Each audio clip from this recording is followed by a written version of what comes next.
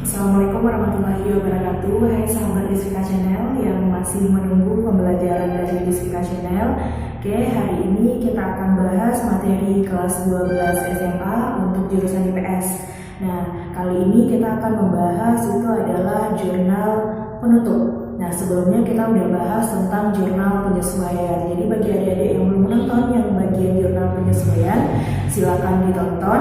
Dan bagi adik-adik yang baru bergabung dengan Rizkita Channel, silakan di subscribe dan komen jika ada pertanyaan.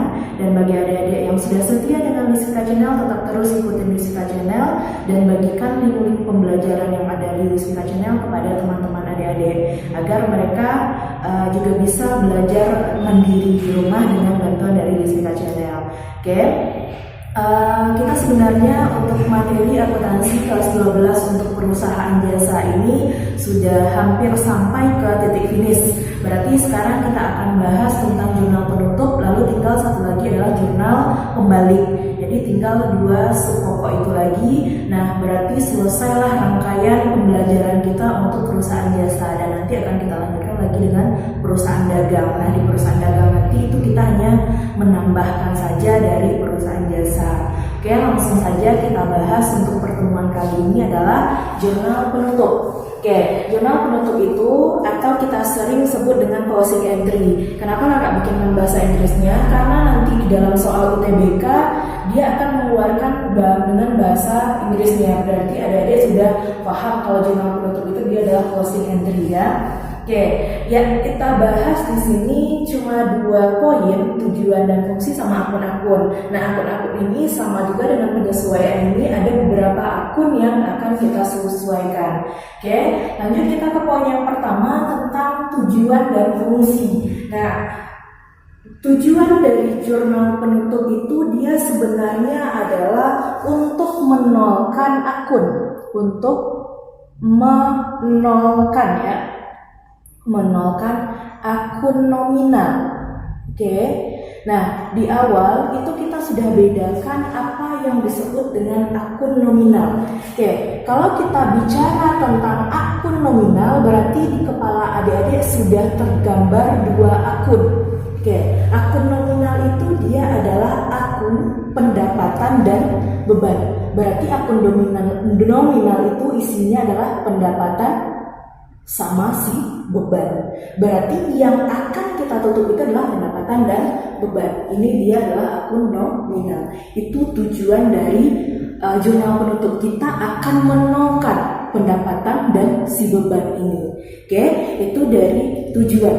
Yang kedua yang akan kita bahas di sini adalah fungsi. Oke, kira-kira fungsi dari jurnal penyesuaian ini apa? Oke, nah kalau dari fungsi itu ada beberapa fungsi yang akan kita bahas di sini.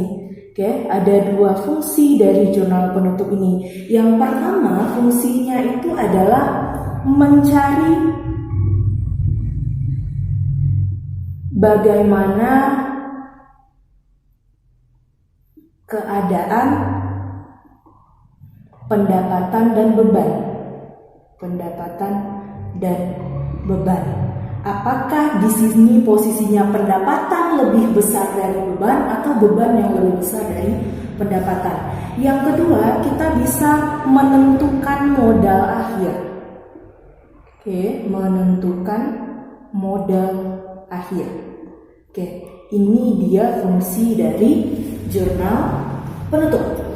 Oke, lalu kita masuk ke akun-akun yang akan kita tutup. Apakah semua akun yang ada dalam akuntansi itu akan kita tutup? Enggak ya, sama dengan di penyesuaian hanya beberapa akun-akun saja yang ditutup.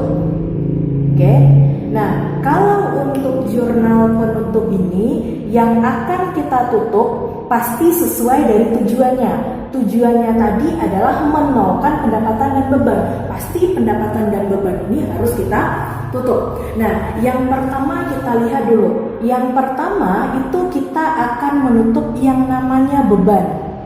Oke, kita akan menutup yang namanya beban. Nah, bagaimana cara menutup yang namanya beban ini? Nah, kita tahu posisi beban ini pada jurnal umum kemarin kita sudah lihat bahwa beban ini selalu dia di debit. agar dia nilai si beban ini kredit, maka agar nilai beban ini nol, maka dia harus dikreditkan. Nah, kita udah tahu kan contoh-contoh dari beban ini ada beban gaji, beban sewa, beban iklan, beban asuransi, itu adalah beban apapun nama bebannya. Oke, berarti kan ini posisinya di debit, maka kita harus kreditkan dia untuk menolkan. Nah, apa yang di debitnya? Di debitnya adalah ikhtisar. Oke, yang kita debit adalah ikhtisar laba rugi. Oke, ini yang nilainya debit. Berarti yang kita kreditkan adalah si beban. Apapun bebannya masukkan ke sini. Berarti bebannya kita kreditkan.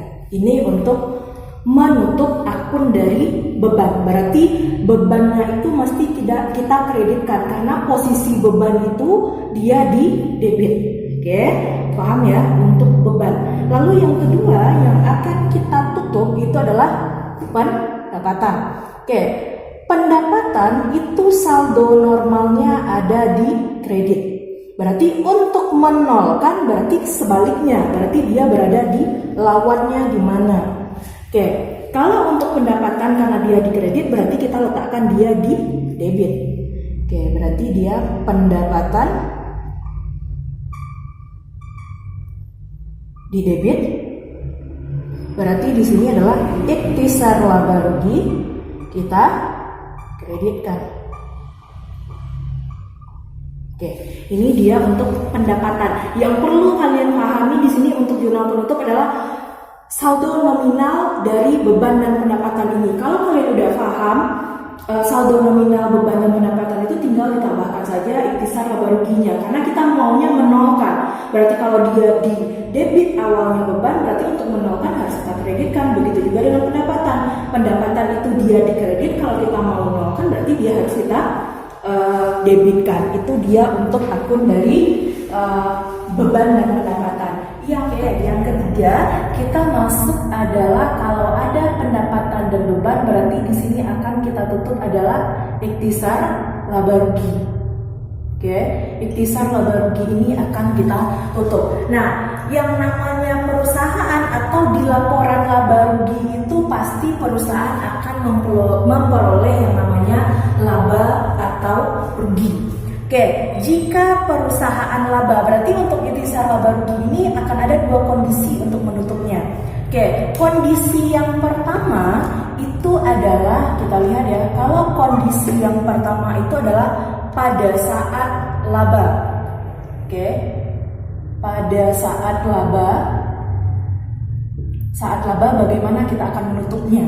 Oke, kalau pada saat laba berarti kan modalnya tetap dikredit. Berarti kalau dia pada saat laba berarti tetap si modal itu kita kreditkan. Berarti dia di sini adalah ikhtisar laba rugi. Ini yang kita debitkan, berarti modalnya tetap kita kreditkan. Modal itu kita kreditkan. Itu dia pada saat kondisi laba. Nah, pada kondisi yang kedua itu adalah jika perusahaannya itu merugi. Ya, pada saat rugi bagaimana lagi untuk jurnal penyesuaian pada saat rugi. Nah, kalau pada saat rugi itu kebalikan dari laba. Berarti di sini untuk jurnal penutupnya adalah berarti modal yang kita debitkan. Berarti dia di sini ikhtisar laba ruginya yang kita kreditkan. Ikhtisar laba rugi ini yang dikredit. Oke, berarti ingat ya kalau untuk ikhtisar laba rugi ini karena dalam laporan laba rugi itu ada perusahaan yang namanya laba, ada pada saat rugi. Jadi untuk penyesuaiannya itu berbeda antara pada saat laba dan pada saat rugi. Itu dia untuk akun yang ketiga yang akan kita tutup. Lalu yang terakhir yang akan kita tutup ini adalah ada akun price. Oke, price ya. Price ini sama dengan pengambilan pribadi. Oke. Nah, untuk price ini dia adalah posisi saldo normalnya di debit. Berarti kita harus kreditkan dia. Berarti kita tutup dengan ikhtisar laba rugi. Ikhtisar laba rugi kita debitkan. Berarti yang si price ini karena dia saldonya normalnya di debit, berarti dia di dikreditkan untuk menolkan saldonya. Ini dia untuk akun-akun penutup yang akan kita bahas di video kali ini. Jadi hanya seperti ini untuk jurnal penutup. Jadi ada 4 akun yang kita tutup, ada beban, pendapatan, ikhtisar laba rugi. Ikhtisar laba rugi itu ada pada saat laba dan pada saat rugi, itu berbeda cara menutupnya. Yang terakhir adalah prive. Jadi ini untuk jurnal penutup.